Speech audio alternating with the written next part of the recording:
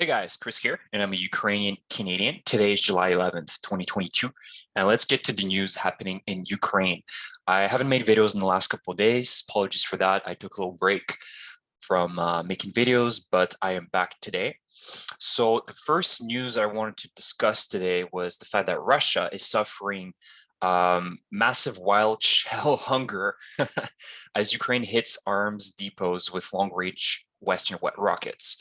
So essentially, it's the HIMARS and the MLRS 270s having a massive impact. And as I've said in my previous video a couple of days ago, that they are game-changing weapons for Ukraine. We might not have a lot of them, but they are so technologically advanced compared to what Russia currently has that essentially, we can equalize right now the battlefield with these weapons. And again, the United States announced that they're sending 8 more of HIMARS systems to us and more ammunition for the M777 artillery systems as well. So again, our capacity to hit Russians is a lot greater than it was a month ago. And so even with the small amounts of HIMARS systems that we received, we only have 4. We managed to create chaos all throughout the pro-Russian channels. I've been following some, accounts on Telegram, pro-Russian accounts, and they're all panicking. They're asking, the Russian army to do something about it because they have no answer whatsoever to HIMARS systems that have pretty much 80 kilometers in range, and they're so precise. That's also another thing, is they are very precise systems that it's within meters of hit and miss essentially. So that's extreme precision. So we're capable of literally hitting the targets by a few meters. And it's devastating for Russians. Essentially, right now, everything is at standstill. The Russians are only pushing right now through Siversk, which is in close to Lysychansk. But aside from that, they've been on an operational pause for over a week now. The Russians just don't have any answers. They're missing shells. They're missing, essentially a lot of ammo, and they can't push. And as I've said a couple of days ago, this is game changing. In other news, there's a funny picture that came out. Somebody pointed out this, that the Russian Air Force is using Garmin GPS 152s for their navigation systems, as you see here. And this is the system here. It's pretty pathetic for an army that is considered to be the second biggest, most modern army. They have to resort to United States technology to navigate in the air. It's pretty pathetic. And these are, I believe, Su-25s or 24s. So these are 1970s era jet fighters. So any type of computer system is very archaic. And, they couldn't even modernize these airplanes to fit like a modern screen. It's very, very pathetic. And again, like you can see, like this is a commercial, like anybody could buy this to put it on their airplane.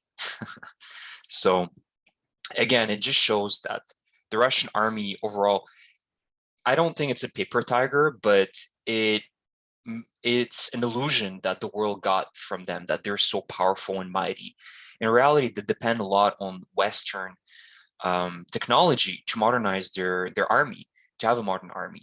And we've essentially cut them off from that supply of Western technology. So without that, the Russian army is essentially, no good anymore. And they will exhaust all their resources in this conflict with Ukraine. Mark my words, they will never be able to go back to the level that they were prior to the invasion of Ukraine. They're just not going to be able to. Nobody's going to give them the weapons, the technology, the pieces they need to modernize their army anymore. They're going to resort to old Soviet era technology and the numbers that they have to bluff, the world that they're going to invade this country and that country. But in reality, they have nothing to show for anymore. In other news, the Putin ally, Lukashenko, the president of Belarus, Lukashenko, faces revolt from officers against the Ukrainian war. Not surprised, there's a lot of people in Belarus, as you guys might know or not know. 2 years ago, there was a massive protest against the rigged elections in Belarus. And there were millions of people in Belarus that went outside to essentially try to dethrone Lukashenko. It wasn't successful, but I can bet you that within the army, there's also a lot of people that are unhappy with the situation right now, and they're not willing to die for a fight that they don't believe in, right? There's been talks the last few weeks that is Belarus going to invade? Are they going to, open a new front in northwestern Ukraine? And I made a video about it. Again, it's 50-50. There are some pro-Russian Belarusian soldiers that would be okay doing this, but I can bet you that there's a very large percentage of Belarusian soldiers that are very much so against going to fight against Ukrainian soldiers because they know that essentially this is a death sentence for them because Ukraine is fully aware of that possibility.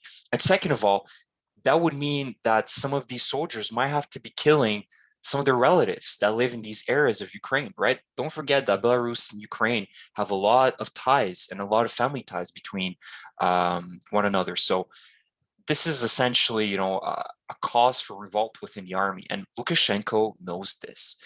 That's why he's been playing this sort of two-faced game of he's pro, he's with Putin, giving him a pep talk that, yeah, Ukraine is so bad, but he's not really doing anything in terms of meaningful steps to go into war with Ukraine, because he knows that it's a death sentence for Lukashenko as well. He's going to be labeled in the same camp as Putin. So either way, Belarus isn't winning in this situation, whether they stand still or whether they go to attack Ukraine. It's a no-win situation for Lukashenko. In other news, Ukraine has 1 million people ready for fight back to recapture the south. And the south is Kherson, Zaporizhia Oblast, and Crimea. These are the three oblasts that we're seeking to recapture. Of course, in the near future, it'll be Kherson and Zaporizhia, but Crimea will be the last, I think, oblast we're going to try to take. And that also depends on how the civilian population will react in Crimea. There's a lot of pro-Russian people out there in Crimea as well, but I do believe there's still heavy amounts of people that are partisans of the Ukrainian government, and they will be fighting for Ukraine. Some sleeper cells that do exist in Crimea that are pro-Ukrainian. And with the advance of more HIMARS systems, I believe that is a complete possibility in the next few weeks. By the end of the summer, we will be probably starting our operation to recapture territories in the south. We've already kind of picked up a little bit of momentum in the last few weeks, trying to push a little bit further to Kherson, the actual city. And I think that next few weeks, we'll see a much larger operation as we continue destroying the ammo depots of Russia and their supply lines as well with the HIMARS and the MLRS 270 systems. And this is a video. I want to show you two last videos before I will end this video.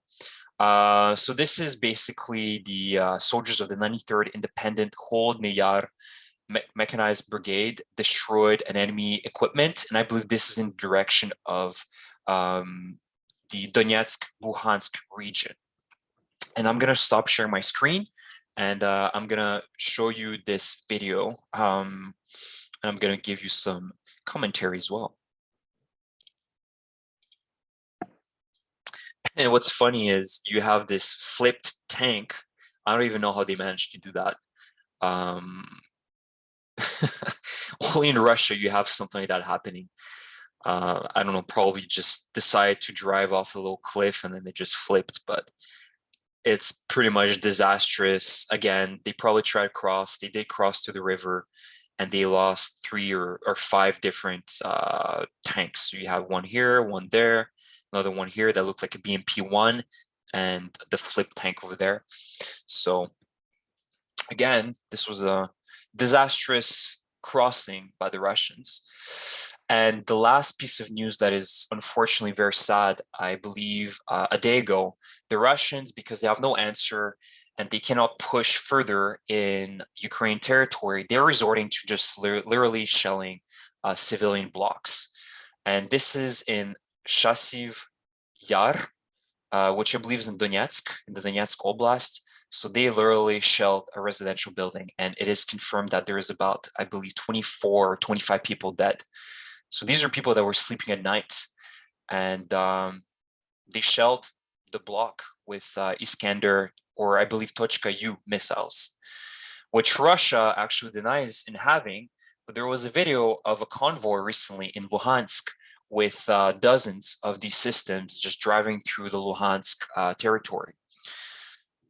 So unfortunately, Russia is going to continue doing that because Putin orders the Russian military to hit anything and everything, to seem chaos, destruction, and death within the Ukrainian population. That's how they will continue operating, unfortunately, until we destroy the Russian army. And let me just skip a little bit, show you a little bit of the destruction that was caused. As you can see, this is a commie block, so communist typical apartment block, and this entire side of the building was flattened. And about 30 people died, with many more injured. People that were sleeping at night, going about their business, and kids died as well in this attack. So horrible, horrible destruction by the Russian army. And this is why I will never stop repeating it, but we need to destroy the Russian army. That is the only way for us to stop this war. Not by having peace agreements, peace talks with Russia, trying to appease Putin. That solution is no longer an option. We need to destroy the Russian army. Because as I've said a week ago in my video, why do you think inflation is so terrible? Why do we feel the effects even here in North America? With the oil prices going up, the food prices going up, famines that will probably start happening in the next few weeks in impoverished countries in Asia and Africa. It's all because of Putin. He has a master plan to take down the world with him. Probably not with nuclear war, but through economic, through agricultural war as well, right? He has everything in his playbook to continue destabilizing the world, right? So we need to make sure that we stop the Russian army and we effectively destroy the current Russian government. We let it crumble under its own, foundation. And the only way of doing that is by weakening the army to the point that they cannot continue with their operation. So voila, this is it. And guys, if you like my content, I'm trying to post, regularly. So you can leave a like, subscribe to my channel, and leave a comment if you enjoyed and if you want to have put some of your input into my video. Thank you and enjoy your day. Bye-bye.